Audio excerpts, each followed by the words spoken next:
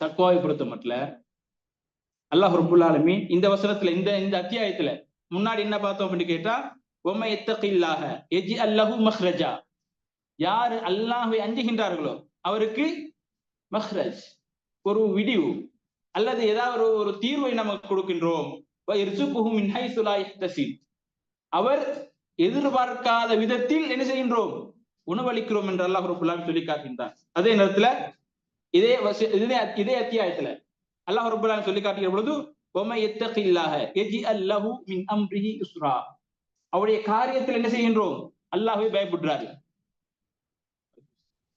அல்லாஹ்வை அஞ்சி வாழக்கூடிய மனிதர் அவரு கஷ்டம் வருகிற பொழுது, அவருக்கு துன்பம் வருகிற பொழுது அந்த காரியத்தை அல்லாஹ் ரப்புல் ஆலமீன் செய்கின்றான், இலகுபடுத்துகின்றான். அதே போல கண்ணியத்துக்குரியவர்களே, தக்வாவை பற்றி நம்ம ஏராளமாக பேசலாம். அல்லாஹ் குர்ஆன் இஸ்லாம் அந்த அளவுக்கு முக்கியத்துவம் கொடுத்திருக்கிறது.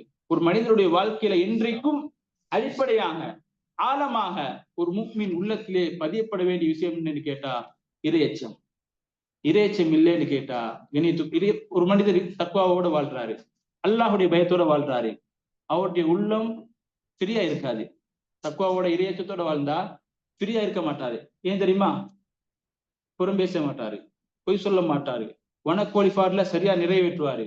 அதே நேரத்துல வீட்டு சூழலை சரியா வைத்துக் கொள்வாரு, தொழில் செய்வாரு, பொருளாதார தொழில் கொள்வாரு. இதெல்லாம் ஃப்ரீயாகினால் அவர் ஓய்வு அடைந்தால் என்ன செய்வாரு, அல்லாஹோட தொடர்பு வைப்பாரு, குர்ஆன் ஓதுவாரு, திக்ர் செய்வாரு, தஸ்பீஹ் பண்ணுவாரு, இஸ்திக்பார் செய்வாரு. இவர் யாருன்னு கேட்டா இது சஹாபாக்கள் தான் வாழ்ந்தார்கள், அல்லாஹுடைய தூதரின் வழிமுறை. இணைத்துக்குரியவர்களே, அப்போ தக்வாவோடு இருக்கிற நேரம்